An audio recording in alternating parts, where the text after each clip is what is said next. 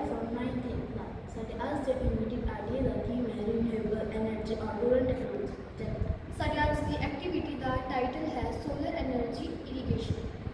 ਖੇਤਾਂ ਵਿੱਚ solar panel ਲਗਾ ਕੇ ਸੂਰਜ ਦੀ ਰੋਸ਼ਨੀ ਨਾਲ ਬਿਜਲੀ ਤਿਆਰ ਕੀਤੀ ਜਾਂਦੀ ਹੈ। ਇਸ ਬਿਜਲੀ ਨੂੰ ਸਬਮਰਸੀਬਲ ਪੰਪ ਨਾਲ ਜੋੜਿਆ ਜਾਂਦਾ ਹੈ ਤੇ ਸਬਮਰਸੀਬਲ ਪੰਪ ਖੂਹਾਂ ਵਿੱਚੋਂ, ਦੂਰ ਨਦੀਆਂ ਵਿੱਚੋਂ ਅਤੇ ਜ਼ਮੀਨ ਵਿੱਚੋਂ ਪਾਣੀ ਨੂੰ ਖਿੱਚਦਾ ਹੈ।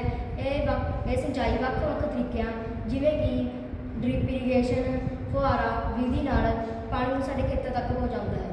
ਖੇਤਾਂ ਵਿੱਚ ਸੋਲਰ ਪੈਨਲ ਦੀ ਮਦਦ ਨਾਲ ਪਥਰਾਟ ਬਾਲਣ ਜਿਵੇਂ ਕਿ ਡੀਜ਼ਲ, ਪੈਟਰੋਲ ਆਦਿ ਤੇ ਵੀ ਡਿਪੈਂਡੈਂਸੀ ਘੱਟ ਜਾਂਦੀ ਹੈ ਅਤੇ ਗ੍ਰਿਡ ਇਲੈਕਟ੍ਰਿਸਿਟੀ ਤੇ ਵੀ ਡਿਪੈਂਡੈਂਸੀ ਘੱਟ ਜਾਂਦੀ ਹੈ। ਇਹ এনवायरमेंट ਫ੍ਰੈਂਡਲੀ ਮੈਥਡ ਹੈ ਜੋ ਲਗਾਤਾਰ ਪਾਣੀ ਸਪਲਾਈ ਨੂੰ ਇਨਸ਼ੋਰ ਕਰਦਾ ਹੈ। ਇਸ ਨਾਲ ਗ੍ਰੀਨ ਹਾਊਸ ਗੈਸ ਦਾ ਐਮਿਸ਼ਨ ਵੀ ਘਟਦਾ ਹੈ। ਸੋ ਇਹ ਇੱਕ ਵਧੀਆ sustainable and environment friendly method